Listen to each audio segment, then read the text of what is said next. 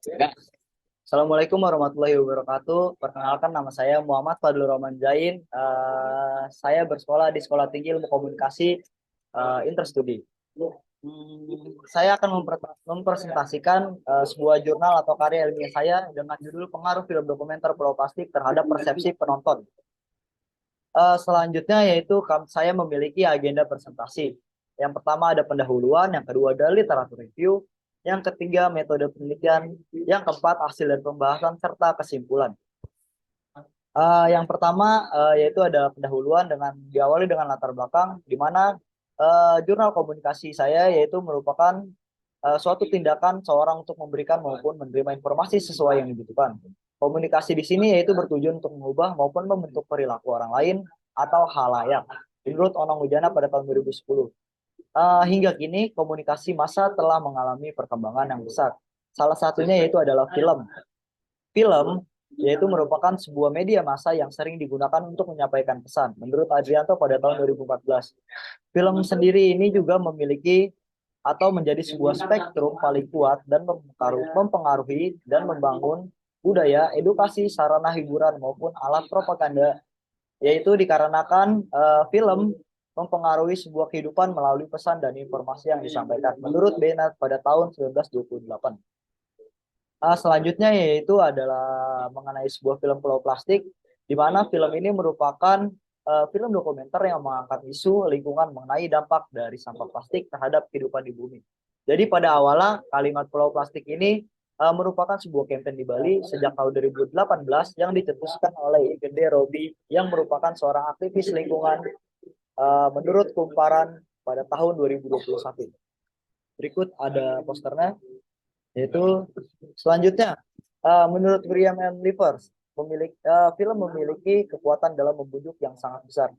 Adanya lembaga sensor film berfungsi untuk menampung kritik publik, membuktikan bahwa sebenarnya film memiliki pengaruh yang cukup atau lumayan dibilang besar.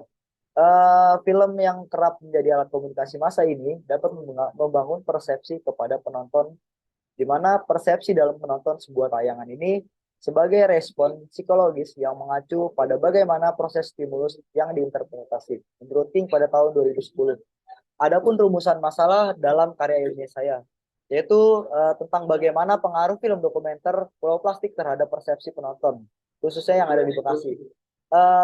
Yang kedua yaitu ada tujuan penelitian, di mana tujuan penelitian saya ini untuk mengetahui pengaruh film dokumenter sampah plastik terhadap persepsi penonton.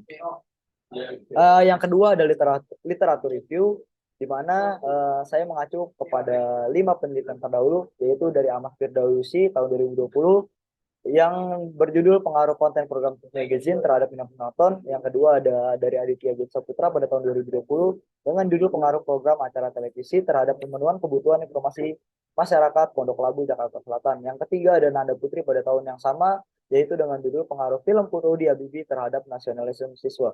Yang keempat ada Sugianto pada tahun 2017 dengan judul persepsi mahasiswa terhadap film Senjakala di Manado. Dan yang terakhir yaitu mengacu kepada Ovela Trivani 2016 dengan judul pengaruh film dokumenter It Hurts pada tahun 2014 terhadap minat untuk melestarikan lingkungan.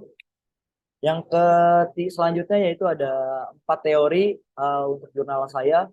Yang pertama ada use and gratification dari Cas Bloomer, dari Mcwell and Winda, dan T. Ovela Trivani. Yang kedua ada teori dari komunikasi massa yaitu dari Gepner dan Komsarial Romley. Yang ketiga ada teori dari film yaitu dari Rota pada tahun 1951, Liliweri, serta Franklin pada tahun 2017. Yang terakhir ada teori dari persepsi Jalaluddin Rahmat dan Deddy Mulyadi. Selanjutnya ada hipotesis dan pemikiran. Yang pertama ada H1, adanya pengaruh film dokumenter provokasi terhadap proses penonton, atau H0, tidak adanya pengaruh. Selanjutnya yaitu adanya kerangka pemikiran, yaitu yang X yaitu film dokumenter Pulau Plastik, atau yang Y-nya itu adalah persepsi penonton. Yang ketiga ini metode penelitian. Yang pertama ada pendekatan kuantitatif, populasi, sampel, teknik analisis data, serta operasional konsep. Berikut adalah hasil dan pembahasan. Yang pertama adalah tabel data, profil, dan responden. Yaitu dari laki dan perempuan, usia, serta hal itu tercatat dalam buku. Selanjutnya ada tabel uji validitas dan reliabilitas.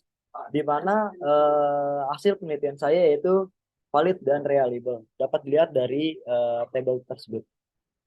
Selanjutnya ada tabel uji parsial yang mengenai conscience dapat disimpulkan atau dapat ditemukan sebuah angka-angka yang mengenai reliable dan probable.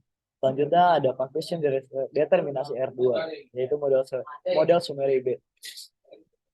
Yang terakhir yaitu mengenai kesimpulan, maka dengan ini nilai yang diperoleh menandakan bahwa film dokumenter kolosif dipersiapkan dengan matang sehingga penonton memiliki pengaruh terhadap persepsi tertinggi mengenai film tersebut, di mana sisanya dipengaruhi oleh variabel lainnya yang tidak dapat dimasukkan dalam penelitian ini, sehingga penelitian ini dikategorikan memiliki pengaruh yang cukup kuat.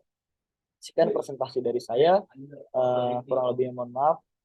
Wabillahi taufiq hidayah. Wassalamualaikum warahmatullahi wabarakatuh.